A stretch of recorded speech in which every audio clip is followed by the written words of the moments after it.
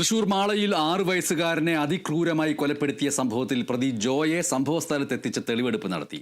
ലൈംഗികമായി ഉപദ്രവിക്കാൻ ശ്രമിച്ചത് വീട്ടിൽ പറയുമെന്ന് പറഞ്ഞതോടെ കുളത്തിൽ തലമുക്കിപ്പിടിച്ച് കൊലപ്പെടുത്തുകയായിരുന്നുവെന്ന് പ്രതി പോലീസിനോട് വിശദീകരിച്ച് കാണിച്ചു കൊടുത്തു.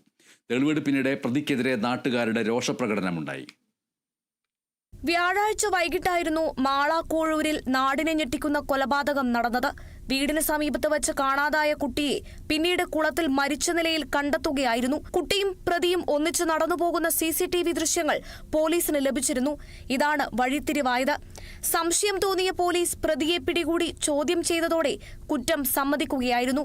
കുട്ടിയെ ലൈംഗികമായി ഉപദ്രവിക്കാൻ ശ്രമിച്ചത് കുട്ടി വീട്ടിൽ പറയുമെന്ന് പറഞ്ഞതോടെയാണ് പ്രതി ക്രൂരമായ കൊലപാതകം നടത്തിയത്.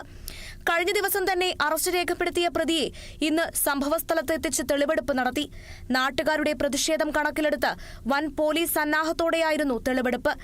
എന്തിനു കൊലപ്പെടുത്തി, എങ്ങനെ കൊലപ്പെടുത്തി എന്നതെല്ലാം പ്രതി ജോജോ തന്നെ തെളിവെടുപ്പിനിടെ പോലീസിനോട് വിശദീകരിച്ചു.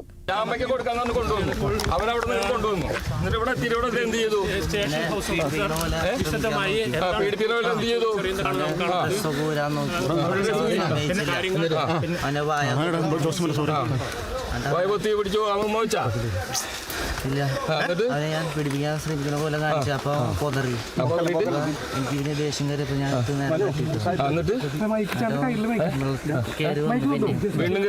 പിന്നെയും തട്ടിയിട്ടു പിന്നെയും കയറി വന്നു പിന്നെയും തട്ടിയിട്ട് ഞാൻ പോയി.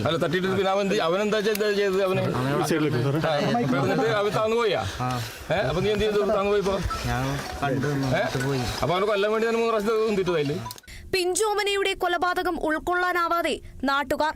തെളിവെടുപ്പിനിടെ ജനരോഷം അണപൊട്ടി.